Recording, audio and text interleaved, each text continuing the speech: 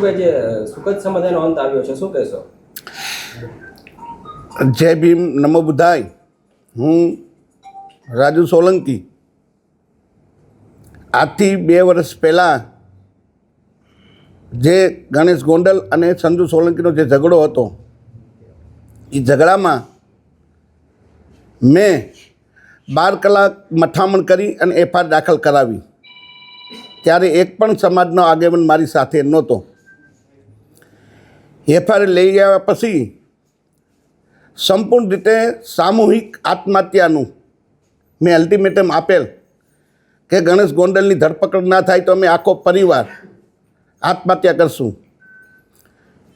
એ આત્મહત્યાના સામૂહિક આત્મહત્યાના પ્રેશરમાં આવી સરકારશ્રીએ ગણેશ ગોંડલની ધરપકડ કરી. ત્યાર પછી હું રાજકોટ આવેલો, મારી બીપીની દવા ચાલુ છે. દવા લેવા આવેલો, મને અમારા એક આગેવાનનું જે દેવદાનભાઈ મુસળિયા છે, એમનો મને ફોન આવેલો કે મને અનુજસિંહ બાપુનો ફોન આવેલો છે અને આપણે અનુજસિંહ બાપુને મળવા જવાનું રીબડા છે. ત્યારે હું રાજકોટથી રિટર્ન રીબડાની નજીક હતો ને મને ફોન આવ્યો, એટલે મેં કીધું હું અહીં રીબડાની બાજુમાં જ છું. ત્યારે યોગેશ ભાષા, પિન્ટુ બગડા અને દેવદાન મુસળિયા મને અનુજસિંહ બાપુ પાસે લઈ ગયા. અનુજસિંહ બાપુ પાસે લઈ ગયા અને મને એવું કીધું કે આપણે ગોંડલ જવાનું છે.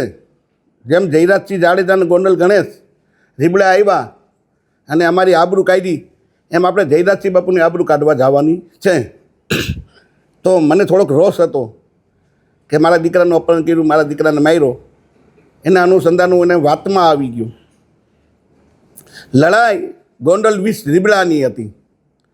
આમાં દલિત સમાજને કાંઈ લેવા દેવા નહોતું, પણ દલિત સમાજને ક્યાંક ને ક્યાંક દલિત સમાજના 2-3 રાજકોટ જિલ્લાના આગેવાન, 2-3 જુનાગઢ જિલ્લાના આગેવાન આખા સમાજને ગેરમાર્ગે દોર્યો. મારો સમાજ નિર્દોષ છે, મારા સમાજનામાં ક્યાંય દોષ નથી. સમાજે મને મદદ કરી છે, એ બદલ સમાજનો હું આભારી છું. પણ સમાજના 2-4 આગેવાન જુનાગઢ જિલ્લાના ને 2-4 આગેવાન રાજકોટ જિલ્લાના જે સમાજને ગેરમાર્ગે દોર્યો છે, અને આખું મને સૂચના દેવામાં આવી કે આપણે ગોંડલ જવું છે. અમે ગોંડલ આવ્યા. ગોંડલ આવી અને અમે જયરાજસિંહ બાપુની આબરૂ કાઢી અને જેમ અનુજસિંહ બાપુએ કીધું પ્રમાણે મેં બોલ્યા એવું વર્તન કર્યું. એ વર્તન કર્યા પછી વિષય પૂરો થઈ ગયો કે હવે આપણે ભાઈ જે કરવું તે કરી લીધું. એની ધરપકડ થઈ ગઈ છે, જેલમાં આવી ગયા ગણેશભાઈ. આપણે ત્યાં આપણે એન્ટ્રી પાડીએ એવા દલિત સમાજની તંગડી આપણી ઊંચી રહી ગઈ. હવે આપણે વિષય પૂરો કરવાનો. પછી મને સૂચના આપવામાં આવી કે હવે આપણે ગીતાબાને રાજીનામું માંગવાનું છે. સમાજના આગેવાન દેવદાન મુસળિયા, આ ભાઈ યોગેશ ભાષા, એ મને સૂચના, અને દિનેશ પાત્ર અને રાજુ સખિયા, આ મને સૂચના આપતા ગયા કે હવે આપણે ગાંધીનગર જવાનું છે. 2 લાખ બાઇકની મેં ચેલેન્જ કરી અને સમાજે મને સહકારે આપ્યો. સમાજ તૈયાર હતી જવા માટે. પણ ક્યાંક ને ક્યાંક ગેરમાર્ગે અનુજસિંહ બાપુને સમાજના જે આગેવાન છે, અમારા જુનાગઢ જિલ્લાના અને જે રાજકોટ જિલ્લાના 2-3 આગેવાન છે, એને ગેરમાર્ગે આખા સમાજને દોર્યો.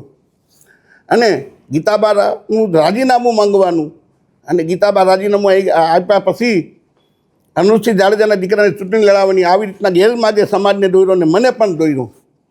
એટલે હું એની વાતમાં આવી ગયો કે આપણા સમાજના આગેવાન છે. આ સંજુ સોલંકી છે, રાજુ સોલંકીનો દીકરો નથી. રાજુ સોલંકી 30 વર્ષથી સમાજ માટે લડાઈ કરે છે. અને ગમે ત્યારે ધોયડો જાય, આધી રાતે જવાનું થાય તો રાજુ સોલંકી જાતો. એટલે મેં કીધું આ દીકરો રાજુ સોલંકીનો નથી, આ સમાજનો. સમાજ જે નિર્ણય કરે. એટલે આખા સમાજને ગેરમાર્ગે દોરવાનું કામ આપણા સમાજના 2-4 આગેવાનું, જુનાગઢ જિલ્લાના 2-4 આગેવાનો રાજકોટ જિલ્લાના અને અનુજસિંહ જાડેજાએ કર્યું છે. અને જ્યારે મારી પર ગુસ્સી ટોક થઈ, મારે સમાજને પૂછવું જોઈએ, 100% પૂછવું જોઈએ. આ સમાધાન કર્યું છે મેં, તો મારે સમાજને પૂછવું જોઈએ. પણ ક્યારે કે સમાજે મને મદદ કરી તો 100% મારે સમાજને પૂછવું જોઈએ. હું જ્યારે જેલમાં ગયો, મારા આખા પરિવારને જેલમાં નાખી દીધા. જેલમાં નાખ્યા પછી સમાજના સૌથી પહેલાં ધોરાજી તાલુકાના યોગેશ પાસે હાથ ઊંચા કરી કે મારે રાજુ સોલંકીને કાંઈ લેવા દેવા નહીં. બીજા નંબરે દેવદાન મુસળિયાએ ક્યાંક ને ક્યાંક સમાજ તો તૈયાર હતો. એક એવું મોટું આંદોલન થઈ રહ્યું હતું કે તમે ઊંડા કાનને ભૂલી જાવ, એવું મોટું જબરદસ્ત આંદોલન થાત તો રાજુ સોલંકી ક્યાંક ક્યાંક મોટો થાતનો સમાજના આગેવાનો કપાતા હતા, એટલે આંદોલન ના કર્યું. સમાજના લોકોને રોકવામાં આવ્યા કે આપણે આંદોલન નથી કરવું, આપણે કાંઈ નથી કરવું. રાજુ એના પાપે અંદર જેલમાં ગયો છે. મને મદદ ના કરી. મારી ઘરવાળી જાતિને આગેવાનોને પૂછતી કેટલા ભાઈ મારા ઘરવાળાને મારા દીકરાને તમે આખું ગુજરાત જાણે છે કે રાજુ સોલંકી ઉપર ને રાજુ સોલંકીના પરિવાર પર ખોટી ગુસ્સીટોક થઈ છે. આખો સમાજ જાણે છે. પણ ક્યાંક ને ક્યાંક સમાજના આગેવાનું વહીવટી તંત્રએ સેટિંગ કરીને અમને જેલમાં નાખવામાં આવ્યા. અને જેલમાં ગયા પછી સમાજના આગેવાનું જ અમારા જૂનાગઢ ડીવાયએસપીનું સન્માન કરવા હું કામે ગયા હતા ભાઈ તમે? કેમ કે આ જે જૂનાગઢના ડીવાયએસપી સાહેબ છે તમારા સંબંધી થાય છે? રાજુ સોલંકીને જેલમાં નાખ્યો એ બદલ સમાજના આગેવાનું જે આ કહેવાતા આગેવાનોનું હું નામ દઉં છું એ સન્માન કરો કે સાહેબ તમે બહુ સારું કર્યું, રાજુ સોલંકીને તમે જેલમાં નાખ્યું. તમે મને મદદ કરી હોત, મારા ઘરવાળાઓને 5 રૂપિયાની મદદ કરી હોત, 5 કિલો બાજરો નાખી હોત, તો મારે 100% સમાજના આગેવાનોને પૂછવું પડે કે તમે મને મદદ કરી છે, હું જેલમાં ગયો તો મને જેલમાંથી બહાર કાઢ્યો છે. અમે મારા પૈસા આવ્યા, પણ લડાઈ રીબડા વીસ ગોંડલની હતી અને સમાજને આખાને ગેરમાર્ગે દોર્યો છે. આ સમાજના આગેવાનું અને અનુજસિંહ બાપુનું કરેલું છે આ બધું. એમાં જયરાજસિંહ જાડેજા અને ગણેશ જાડેજા નિર્દોષ છે અને ખોટા આખા સમાજને ગેરમાર્ગે દોર્યા છે. કાંઈ બોલાઈ ગયું, જય ભીમ, નમો બુદ્ધાય, સમાજ મને માફ કરજો. તમે કહ્યું હતું કે ખોટી ફરિયાદ થકી સમાધાન કર્યું છે કે શું છે? નહીં, ફરિયાદ ખોટી નહોતી. બનાવ થયો હતો, જે બનાવ થયો છે એ બનાવ થયો હતો.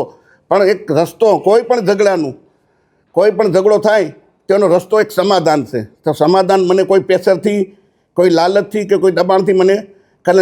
રાજુ સખિયાનો એક ઓડિયો જોયો મેં હમણાં, વિડીયો. એમાં રાજુ સખિયા એમ કહીશ કે રાજુભાઈ સોલંકી 35 લાખ રૂપિયા ભાઈ અનુજસિંહ પાસેથી લેવા. તો જે તે સમયે જયરાજસિંહ બાપુ મારી બાજુમાં બેઠા છે.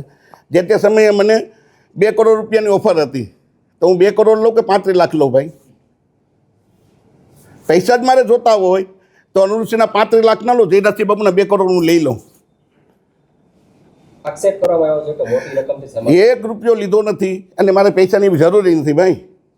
સમાજ વિરોધમાં ગયો છે શું કે? નહીં, સમાજ વિરોધમાં નથી.